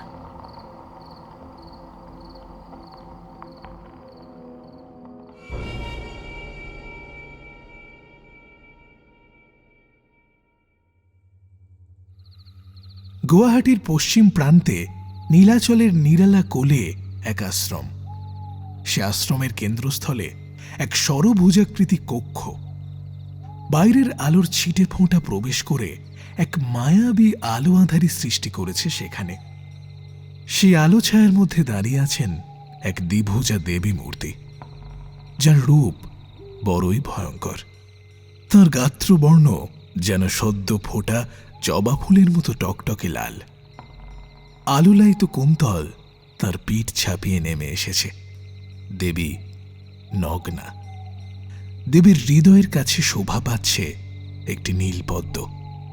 তাঁর কণ্ঠে অন্যান্য আভরণের সাথে দোদুল্যমান নরকরটি, কণ্ঠে ছিন্ন মুন্ডের মালা। তাঁর বাম হাতে নিজেরই ছিন্ন মুন্ড। দেবীর পায়ের কাছে একটি আসনে উপবিষ্ট এক তান্ত্রিক। তিনি এই আশ্রমের গুরুদেব। পরনে তাঁর টকটকে লাল বস্ত্র। অনাবৃত শরীরে রুদ্রাক্ষের মালা শোভা পাচ্ছে, আর তার চোখ দুটি যেন আগুনের শিখার মতো জ্বলছে। যে শিখা মুহূর্তেই সমস্ত রহস্য ভেদ করে দেখতে চায়। এই দৃশ্য যেন এক গূঢ় সাধনার আবহ তৈরি করে রেখেছে, যেখানে ভয়াল সৌন্দর্যের সঙ্গে মিশেছে এক অতীন্দ্রিয় শক্তি। গুরুদেবের মনটা আজ যেন কেমন অন্যমনস্ক। তার চোখের জ্বলন্ত শিখা আজ ম্লান, দৃষ্টি যেন সুদূরে স্থির। প্রায় 4 মাস হতে চলল তাঁরই এক শিষ্য ভৈরবন আশ্রম ছেড়ে চলে গিয়েছে। তবে এ যাওয়া আর 10টা যাওয়ার মতো নয়। ভৈরবন নিঃশব্দে প্রস্থান করেছিল, কারণ সে অপরাধী ছিল। যদি সে নিজে থেকে না যেত, গুরুদেব নিজেই তাকে তাড়াতেন। ভৈরবন চিতা সাধনা আর প্রেত সাধনায় সিদ্ধিলাভ করার পর গুরুদেবের কাছে স্কন্ধ কাটা মন্ত্রটি পাওয়ার জন্য মরিয়া হয়ে উঠেছিল। কিন্তু এ মন্ত্র যে সে মন্ত্র নয়। গুরু পরম্পরায় প্রাপ্ত এই মন্ত্রের শক্তি অসীম। এই মন্ত্রের অধিকারী হতে হলে কুসুমেষু রপ্ত করা আবশ্যক, ইন্দ্রিয় নিয়ন্ত্রণ ও জয় করা অপরিহার্য। কিন্তু ভৈরবন এসবের ধার ধারত না। গুরুদেব তা জানতেন, কিন্তু ভৈরবনের মনে ছিল এক অন্য কুমতলব, এক ঘোর অশুভ উদ্দেশ্য। গুরুদেব তাঁর দিব্য দৃষ্টিতে তা আগেই দেখতে পেয়েছিলেন, তাই অযোগ্য হাতে সেই মহাভাবনাময় মন্ত্র তুলে দিতে পারেননি তিনি। আর সেই কারণেই হয়তো ভৈরবন স্বেচ্ছায় নির্বাসনে গেছে, অথবা বলা ভালো গুরুর মৌন নির্দেশে সে আশ্রম ত্যাগ করতে বাধ্য হয়েছে। গুরুদেব চোখ বুজে ধ্যানে মগ্ন, কিন্তু তার ধ্যান কি শুধুই অন্তর্মুখী? না, তার দিব্য দৃষ্টি ভেদ করে চলেছে দিগন্তের সীমা, সময় ও স্থানের বেড়াজাল। এই মুহূর্তে তার সামনে ভেসে উঠেছে এক ভয়ানক চিত্র। তাঁরই প্রাক্তন শিষ্য ভৈরবন ইতিমধ্যেই এক অঘটন ঘটিয়ে বসেছে। এক যুবতীকে সে কবজা করে রেখেছে। মেয়েটির শরীর ও মনের অধিকার নিয়েছে ভৈরবন। গুরু জানেন ভৈরবনের এই অধঃপতনের মূলে রয়েছে নারী সঙ্গের তীব্র বাসনা, যা তাকে চালিত করেছে সেই নিষিদ্ধ স্কন্ধ কাটা সাধনায়। ভৈরবন বীরভূমের এক আখড়ায় কিছুদিন কাটিয়ে এখন হুগলির বদনগঞ্জের এক পরিত্যক্ত শ্মশানে আস্তানা গেড়েছে। কোথা থেকে যে সে জোগাড় করেছে এক চণ্ডালের কাটা মাথা আর তার ছিন্ন হাত পা, তাও গরুর অজানা নয়। আজ কৃষ্ণপক্ষের শনিবার। শ্মশানের ভেতরের একটি তেঁতুল গাছের নিচে সে তার আসন পেতেছে। কালো বেড়ালের চামড়া দিয়ে তৈরি আসনের উপর বজ্রাসনে বসেছে সে। শ্মশানখালি যন্ত্রে প্রেত যন্ত্র এঁকে মোম জ্বালিয়ে তার চারপাশে এক রহস্যময় বৃত্ত রচনা করেছে। সামনে সাজানো তামসিক ভোগের সম্ভার, মাছ পোড়া, মাংস পোড়া, সুরা, খাবার, পিঠে আর পায়েস। ভর পেট খেয়ে কারণ সুধা গ্রহণ করে তবেই ভৈরবন এই ভয়ঙ্কর সাধনায় বসেছে। তার চোখে লালসা, তার মনে পাপের উন্মাদনা। গুরুর মন বিষাদে ভরে ওঠে। এ কোন পথে চলেছে তার শিষ্য? যে শক্তি তাকে সৎ পথে চালিত করতে পারত, সেই শক্তি আজ তাকে ধ্বংসের মুখে টেনে নিয়ে যাচ্ছে। গুরুদেব তখনও ধ্যানে মগ্ন। তার বাহ্যিক চোখ দুটি বুজে থাকলেও অন্তর্দৃষ্টির সামনে ভেসে উঠেছে এক ভয়াল চিত্র। তিনি স্পষ্ট দেখতে পাচ্ছেন সুদূর বদনগঞ্জের পরিত্যক্ত শ্মশানে তেঁতুল গাছের নিচে বসে ভৈরবন 10 দিক দুর্গামন্ত্র পাঠ করতে করতে সরসে বিকিরণ করছে। এ দৃশ্য দেখে গুরুদেবের অন্তরাত্মা তীব্রভাবে চঞ্চল হয়ে উঠল। ভৈরবনকে যে কোনো মূল্যে থামাতেই হবে, না হলে রাত্রির গভীরতা বাড়ার সঙ্গে সঙ্গে যে প্রেত চালনা করে সেই চণ্ডালের কাটা অঙ্গগুলিকে সে জীবিত করে তুলবে। গুরুদেবের দিব্য দৃষ্টিতে স্পষ্ট যে ভৈরবন সেই অসহায় যুবতীটিকে ভোগ করতে চাইবে আবারও। এই বিভৎস অঙ্গগুলোর মাধ্যমেই সে তার পৈশাচিক কামনা চরিতার্থ করতে চাইবে আবারও। তার মনে পড়ে গেল সেই রাতের কথা, যখন ভৈরবন ভিক্ষা চাইতে গিয়ে সিঁড়িতে দেখেছিল সেই ডাগর মেয়েটিকে। হাতে কেক নিয়ে দাঁড়িয়েছিল সে। তার কচি শাঁসালো শরীর আর সুন্দর অঙ্গ সৌষ্ঠব দেখে ভৈরবনের সুপ্ত পাপী মনোভাব আবারও জেগে ওঠে। কামনা তুঙ্গে উঠে গিয়েছিল তার। না, এসব সহ্য করা যায় না। এই অধর্ম কিছুতেই মেনে নেওয়া যায় না। আর ঠিক এই কারণেই তো তিনি মায়ের চরণের সামনে ধ্যানে বসেছেন। মায়ের কাছেই পথ চেয়েছেন তিনি। তার দৃঢ় বিশ্বাস মা নিশ্চয়ই এই ঘোর অমঙ্গল রুখতে পথ দেখাবেন তাকে। গুরুদেব যখন চোখ বুজে এ সমস্ত প্রত্যক্ষ করছেন, ঠিক এমন এক মুহূর্তে তার ধ্যানের গভীরে আরও একটি আবছা মুখ ফুটে উঠল। হঠাৎ করেই তার মুখমণ্ডল উজ্জ্বল হয়ে উঠল। অন্তরে এক অদ্ভুত প্রসন্নতা। চোখ বুজে অবস্থাতেই তার ঠোঁটে ফুটে উঠল এক নির্মল হাসি। হে যে তাঁরই পরম শ্রদ্ধেয় গুরুদেবের প্রপৌত্র। এই মুখে কি তাহলে কোনো নতুন আশার আলো দেখাবে? এই কি মায়ের পাঠানো কোনো বার্তা? গুরুদেব আশায় বুক বাঁধলেন। হয়তো এই ঘোর বিপদের মুখে মায়ের কৃপায় এক নতুন দিশা মিলবেই।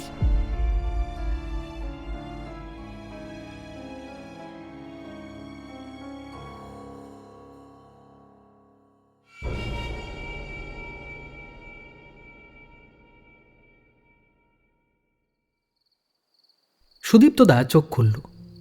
নিবিড় ধ্যানের ঘোর তখনও কাটেনি সম্পূর্ণভাবে, কিন্তু তার চোখে এক নতুন দৃঢ়তা। ধ্যানের গভীরে তিনি দর্শন পেয়েছেন, এক সৌম্য দর্শন মূর্তি। এ যেন তারই আত্মার শরীর। সেই সৌম্য দর্শন মূর্তি যেন সমস্ত সমস্যার জট খুলে দিলেন এক নিমেষে। সুদীপ্তদা বুঝলেন রুমকি সেরে ওঠার যে চাবিকাঠি, তা আর অন্য কোথাও নেই। এখন তার নিজের হাতেই রয়েছে সেই অস্ত্র। এই নিদারুণ অবস্থার সমাধানের জন্য তাকেই এগিয়ে যেতে হবে। এই যে গুরুদেবের আদেশ। গুরুদেবের মুখটা এখনো চোখের সামনে ভাসছে।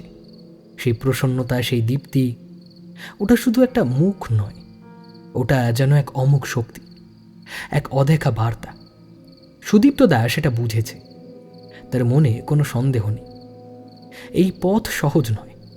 সে জানে বহু বিপদ আসবে, কিন্তু গুরুদেবের কথা তার বুকে সাহস যোগাচ্ছে। এটাই তার একমাত্র পাথেয়।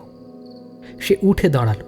তার পা কাঁপে না, বুক কাঁপে না, মনের ভেতরে একটা অদম্য সংকল্প। এবার তারই পালা, এবার তার কাজ। রুমকিকে সে সুস্থ করে তুলবেই, এটাই তার প্রতিজ্ঞা। এর জন্য যে কোনো মূল্য দিতে সে প্রস্তুত। তার সামনে এখন কোনো বাধা নেই, কোনো ভয় নেই। ঘরের ভেতরটা হঠাৎ ঠান্ডা হয়ে গেল। মোমবাতির শিখাটা দপ করে জ্বলে উঠল। মনে হচ্ছে কেউ যেন দেখছে তাকে। অলক্ষ্যে কেউ একজন তার পাশে দাঁড়িয়ে আছে। গুরুদেবের শক্তি নাকি অন্য কিছু? সে একবার চারিদিকে তাকালো, কেউ নেই। কিন্তু সে অনুভব করছে একটা চাপা উত্তেজনা তার শিরায় শিরায় বইছে। সে জানে এই বাড়িতে এখন তারা ছাড়াও আরো অনেকেই রয়েছে, যাদেরকে দেখা যায় না, শুধু অনুভব করা যায়। সুদীপ্ত দাদের একটা পারিবারিক ইতিহাস রয়েছে। 5 পুরুষ আগের কথা। সেদিন সারাদিনে বৃষ্টি হচ্ছিল। সেই ঝমঝম শব্দের মধ্যেই বাড়ি ছেড়েছিলেন বাড়ির ছোট ছেলে সৌমেন্দ্র প্রতাপ অধিকারী। স্ত্রী পুত্র ভরা সংসার ফেলে তিনি চলে গিয়েছিলেন। কোথায় গিয়েছিলেন, কেন গিয়েছিলেন, কেউ জানে না। তার গৃহত্যাগের খবর রাষ্ট্র হতেই একটা শোক আচ্ছন্ন করে ফেলল গোটা পরিবারকে। তার ফেরার পথ চেয়েছে নিঃশ্বাস ছাড়লেন মা। স্ত্রী ও পুত্র সমেত বাপের বাড়ি গিয়ে উঠল। সবাই ভেবেছিল তিনি হারিয়ে গেলেন চিরদিনের জন্য, কিন্তু তিনি একদিন ফিরলেন। কামাখ্যা থেকে ফিরলেন 32 বছর পর। সেই পুরনো মানুষটা, তিনি তখন আর ছিলেন না। তার মুখে হাসি ছিল না, চোখ দুটো কেমন গভীর হয়ে গিয়েছিল। অচেনা হয়ে গিয়েছিলেন তিনি। পরনে সন্ন্যাসীর বেশ। সৌমেন্দ্র প্রতাপ অধিকারী, তার নামটা শুনলেই একটা অজানা শিহরণ জাগে। পরনে গেরুয়া রঙের আলখাল্লা, গায়ে জড়ানো রয়েছে একটা শতচ্ছিন্ন শাল। চুলগুলো জট পাকিয়ে আছে, ধুলো আর ছাইয়ে তার রং বদলে গেছে। মুখ ভর্তি বড় বড় দাড়ি আর গোঁফ। তার কপালে আঁকা একটা বড় সিঁদুরের তিলক। হাতে একটা হাড়ের ত্রিশূল। সেই ত্রিশূলের মাথায় বাঁধা ছোট্ট ছোট্ট ঘুঙুর। যখন তিনি হাঁটেন তখন সেই ঘুঙুরের শব্দ হয়। গলায় ঝুলছে রুদ্রাক্ষের বড় একটি মালা। তার সঙ্গে মেশানো আছে নরমুণ্ডুর মালা। তার চোখ দুটো দেখলে কেমন যেন বুক কেঁপে ওঠে। সেই চোখে কোনো ভয় বা করুণা নেই, আছে শুধু এক ধরনের স্থিরতা। সেই স্থিরতা যেন 1000 বছরের সাধনার ফল। এই স্থিরতা দিয়ে তিনি যেন মানুষের মনকে পড়তে পারেন। তিনি যেন এক ভিন্ন জগতের মানুষ। পরিবারের সঙ্গে আর কোনো সম্পর্ক রাখেননি পরবর্তীতে। একা একা থাকতেন। শেষ জীবনটা একা একাই কাটালেন। কিন্তু একটা জিনিস সবাই খেয়াল করেছিল, সৌমেন্দ্র প্রতাপ কারো সঙ্গে কথা না বললেও দূর থেকে পরিবারের সকলকে ছায়ার মতন আগলে রাখতেন। যখনই কোনো বিপদ আসত, একটা অদৃশ্য সুরক্ষা যেন তাদের ঘিরে রাখত। কেউ তা দেখতে পেত না, কিন্তু অনুভব করত। সৌমেন্দ্র প্রতাপের মৃত্যুর পর সবাই ভেবেছিল সেই অদৃশ্য সুরক্ষাও বুঝি শেষ, কিন্তু তা হয়নি। যখন ওই পরিবারের কোনো বড় বিপদ এসেছে, সবাই তার অদৃশ্য উপস্থিতি অনুভব করেছে। এক অলৌকিক সুরক্ষা যেন পুরো পরিবারকে ঘিরে রাখত। আজ সুদীপ্তদা যখন ধ্যানে বসেছে, তখন সে সেই একই সুরক্ষা অনুভব করেছে। সৌমেন্দ্র প্রতাপ অধিকারীর আত্মা আজও এই পরিবারের রক্ষা কবচ। তিনি অদৃশ্যভাবে সুদীপ্তদাকে সাহায্য করছেন। তিনি যেন হাওয়ার মতন তার চারপাশে ঘুরছেন। সুদীপ্তদা জানে তার পূর্বপুরুষের এই শক্তি তাকে এই বিপদ থেকে রক্ষা করবে। এটাই তার একমাত্র ভরসা। সুদীপ্তদা স্থির করল, এসব ঘটনা পুলিশকে জানিয়ে কোনো লাভ নেই। সে জানে এই অতীন্দ্রিয় জগৎ আর তার অন্ধকার দিকটা সাধারণ পুলিশ বিশ্বাস করবে না। আর যদিও বা কেউ বিশ্বাস করেও, ভৈরবনাথ যে শক্তির সাধনা করেছে তার মোকাবিলা করার ক্ষমতা তাদের নেই। এ কেবল আইন শৃঙ্খলার প্রশ্ন নয়, এর গভীরে লুকিয়ে আছে এক গূঢ় রহস্য, যা পার্থিব শক্তির নাগালের বাইরে। ভৈরবন এখন যে ক্ষমতায় বলীয়ান, তা নাশ করতে হলে প্রচলিত কোনো উপায়ই কাজে আসবে না। তার তান্ত্রিক শক্তিকে একমাত্র তান্ত্রিক উপায়ে বিনাশ করা সম্ভব। এক এমন যুদ্ধ যেখানে কেবল শাস্ত্র আর সাধনার জ্ঞানই পথ দেখাতে পারে। অস্ত্রের ঝঞ্ঝনানি বা আইনের কড়াকড়ি এখানে অর্থহীন। সুদীপ্তদা জানে এ পথে তাকে একাই হাঁটতে হবে। গুরুদেবের নির্দেশ স্পষ্ট, আর সেই পথেই তার সমস্ত মনোযোগ নিবদ্ধ। প্রথমেই প্রয়োজন ভৈরবনকে খুঁজে বার করা, তার সঠিক অবস্থান জানা। সুদীপ্তদা খানিকক্ষণ চিন্তায় ডুবে রইল। গুরুদেবের কথাগুলো তার কানে বাজছে। তেঁতুল গাছের নিচে নির্জন কোনো জঙ্গল, বদনগঞ্জ অঞ্চলের পূর্ব দিকে। এই সূত্রটুকুই যথেষ্ট, আর এক মুহূর্তও দেরি নয়। সুদীপ্তদা আমাকে তখনই বাইকে নিয়ে তার সঙ্গে বেরোতে বলল। কাউকে কিছু বলার প্রয়োজন নেই, স্পষ্ট নির্দেশ। ঘড়ির কাঁটা তখন রাত 2:20 ঘরে। জনমানবহীন নির্জন রাত, চারিদিকে এক থমথমে নীরবতা। সেই নিস্তব্ধতা ভেঙে আমরা দুজনে এক অজানা গন্তব্যের উদ্দেশ্যে বাইক নিয়ে বেরিয়ে পড়লাম। হাওয়ায় মিশে আছে এক অশুভ পূর্বাভাস, কিন্তু আমাদের মনে কেবল গুরুর আদেশ পালনের সংকল্প। বাইকে স্টার্ট দিতেই এক অদ্ভুত অনুভূতি চেপে ধরল আমার। বাইক যেন আমার নিয়ন্ত্রণে নেই, সে যেন নিজেই কারোর অদৃশ্য নির্দেশে উন্মত্তের মতন ছুটে চলেছে অচেনা পথে। এখানকার কিছুই আমি চিনি না, কোনো রাস্তাঘাট আমার পরিচিত নয়, অথচ আশ্চর্য হয়ে দেখছি যেন চোখের সামনে একটার পর একটা নতুন বাঁক চলে আসছে।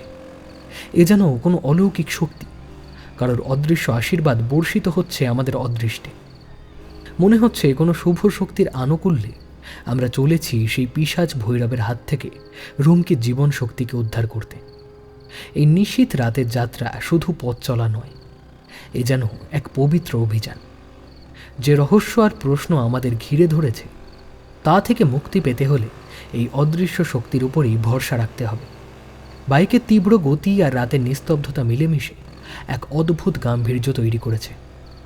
আমরা এগিয়ে চলেছি এক দূরহ লক্ষ্যে, আলোর সন্ধানে। আমাদের বাইক কিছুক্ষণের মধ্যেই প্রবেশ করল এক নিবিড় অজানা বনাঞ্চলের গভীরে। এখানে জনবসতির চিহ্ন মাত্র নেই।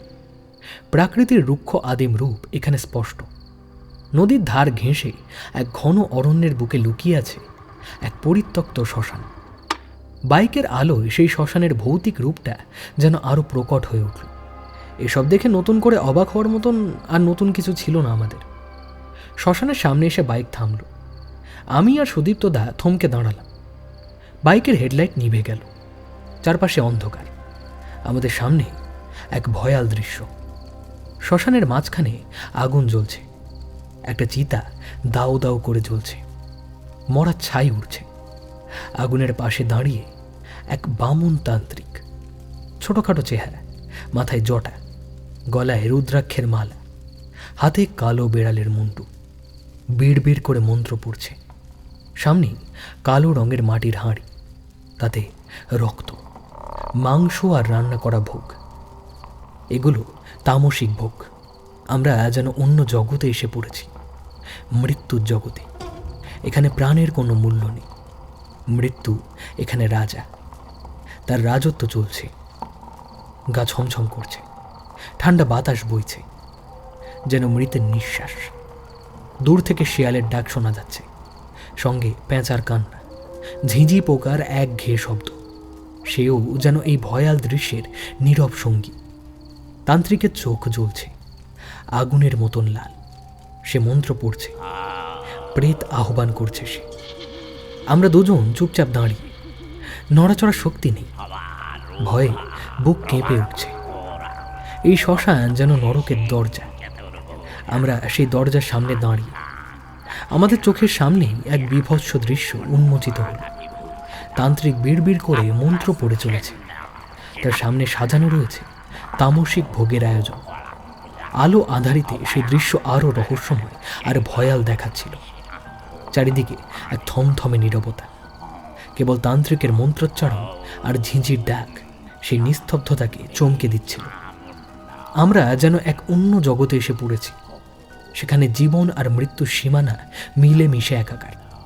সুদীপ্তদা আর এক মুহূর্ত দেরি করল না। সে ধীর পদক্ষেপে এগিয়ে গেল ভৈরবনকে বাধা দিতে। হাত জোর করে এক প্রকার আর্তনাদি করে উঠল রুমকির জীবন ভিক্ষা চেয়ে। আপনি মেয়েটিকে মুক্ত করুন প্রভু, আপনি মেয়েটিকে মুক্ত করুন। ওকে এভাবে অহেতুক কিসের জন্য শাস্তি দিচ্ছেন? কেন ক্ষতি করছেন ওর? ভৈরবন ক্রুদ্ধ চোখে তাকালো সুদীপ্তদার দিকে। তার চোখে যেন আগুন ঝরছে। রুক্ষ কণ্ঠে সে প্রশ্ন ছুড়ে দিল, এই কে রে তুই? কোন সাহসে এসেছিস এখানে? আমি যেই হই না কেন, আপনি এই জঘন্য পাপ থেকে নিজেকে বিরত রাখুন। মেয়েটাকে ছেড়ে দিন, ছেড়ে দিন মেয়েটাকে আপনি। এখনই এখান থেকে চলে যা, চলে যা, নাহলে তোর জীবন দিয়ে দেব। যা, চলে যা।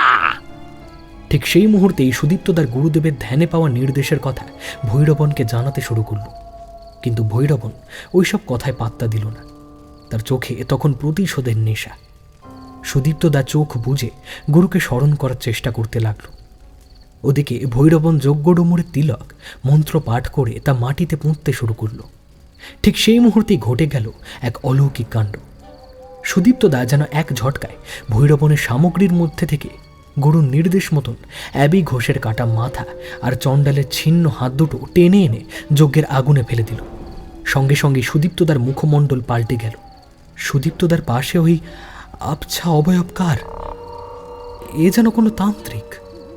তার পরনে লাল টকটকে কাপড়, গলায় রুদ্রাক্ষের মালা, তার চোখ দুটো ঠিক আগুনের শিখার মতন জ্বলছে। সূক্ষ্ম দেহ ধারণ করে গুরুদেব এসেছেন। এত দূরে আসবেন আমরা ভাবিনি।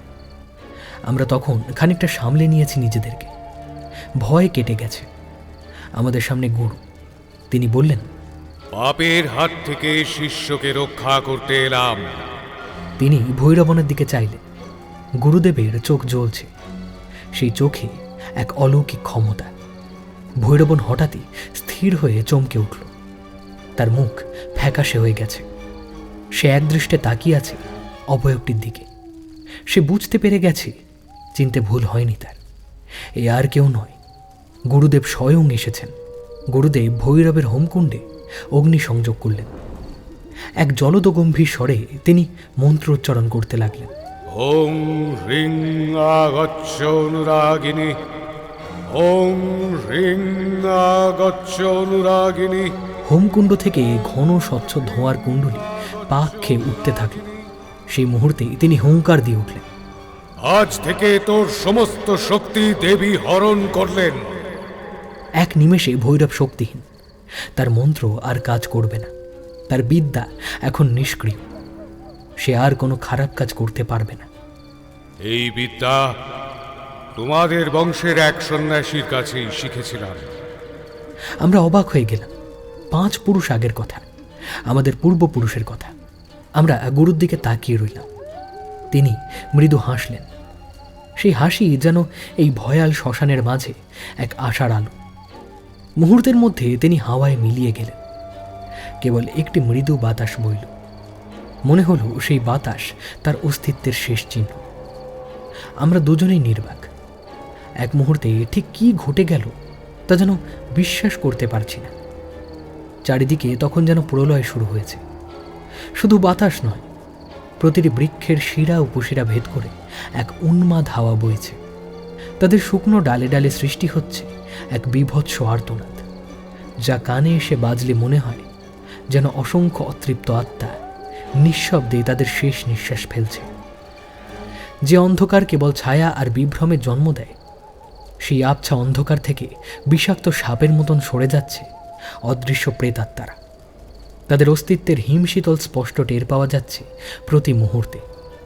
দূরে কোথাও একাকী শেয়ালের তীক্ষ্ণ বিদীর্ণকারী ডাক। এ কেবল পশুর চিৎকার নয়, যেন মৃত্যুর বার্তাবাহী এক অশুভ সংকেত। আর তার সঙ্গে মিশেছে আশেপাশের ঝিঁঝির একঘেয়ে একটানা শব্দ। আজকের এই রাতকে যা আরও ভয়ঙ্কর করে তুলছে, যেন প্রতিটি ঝিঁঝির ডাকেই লুকিয়ে আছে এক অজানা আশঙ্কার মন্ত্র। এ রাত শুধুই নিছক অন্ধকার নয়, এ রাত যেন নিজের এক জীবন্ত বিভীষিকা, যার প্রতিটি স্পন্দনে ছড়াচ্ছে পৈশাচিক শীতলতা আর এক অমোঘ রহস্যের মায়াজাল। বামন ভৈরবন হঠাৎই জ্ঞান হারালো। সমস্ত শ্মশান জুড়ে নেমে এলো এক অদ্ভুত নীরবতা। স্বাভাবিক অবস্থায় ফিরতে আমাদের বেশ কিছুটা সময় লেগেছিল। রাতের আবছা আলোয় তখন সুদীপ্তদার মুখমণ্ডল ছিল অদ্ভুত শান্ত, যেন এক ভয়ঙ্কর যুদ্ধ সবেমাত্র শেষ হয়েছে। প্রায় 1 মাস কেটে গেছে। কালের নিয়মে রাতের অন্ধকার যেমন দিনের আলোয় বিলীন হয়, তেমনি সব অমঙ্গলের ছায়া সরিয়ে রুমকি এখন সম্পূর্ণ সুস্থ, ভালো আছে। সেই ভয়াল স্মৃতির রেশ তার মনে ফিকে হয়ে এসেছে, যেন এক দুঃস্বপ্ন থেকে জেগে উঠেছে সে। এদিকে সময়ও থেমে থাকেনি। পুলিশ ইতিমধ্যেই বামন ভৈরবনকে অ্যারেস্ট করেছে। তার কৃতকর্মের ফল ভুগতেই হবে তাকে। গৃহস্থ বাড়ি থেকে পশু চুরি ও তা হত্যা করে সমাজে কুসংস্কার ও ভয় ছড়ানোর মতন জঘন্য অপরাধের জন্য ভারতীয় দণ্ডবিধির ধারা 379 চুরি, 429 পশু হত্যা ও 506 অপরাধমূলক ভীতি প্রদর্শনে তার বিরুদ্ধে মামলা দায়ের হয়েছে। এখন সে আপাতত জেলের 4 দেওয়ালের মধ্যে পুঁতছে। তার অন্ধকার সাধনার দিনগুলি শেষ হয়েছে। এই ঘটনা যেন প্রমাণ করে দিল, সত্য ও ন্যায় অবশেষে জয়ী হয়, আর অপশক্তির বিনাশ অনিবার্য। সুদীপ্তদা আবার সংবাদ শিরোনামে। তার বীরত্ব আর অনিদ্রিয় অভিজ্ঞতার গল্প নতুন করে পত্রপত্রিকায় ছাপা শুরু হয়েছে। সেদিন বিকেলে অফিসের ব্যস্ততার মধ্যেই হঠাৎ আমার ফোন বেজে উঠল। পকেট থেকে ফোনটা বের করে দেখি ওপাশে সুদীপ্তদা। কোনো ভূমিকা না করেই সে সোজাসাপটা বলল, চল কামাখ্যা থেকে ঘুরে আসি। গুরুদেবকে চাক্ষুষ দর্শন করে প্রণাম করার এই সুযোগটাকে আমি কিছুতেই মিস করতে চাইছি না। কি রাজি তো? তার কথা শুনে আমার মনে আর কোনো দ্বিধা রইল না। আপত্তি না জানিয়ে বললাম, চলো তাহলে। গুরু দর্শন এ এক দুর্লভ সুযোগ, হাতছাড়া করা বোকামি। আমাদের নতুন করে আবার পথে নামার সময় হয়েছে।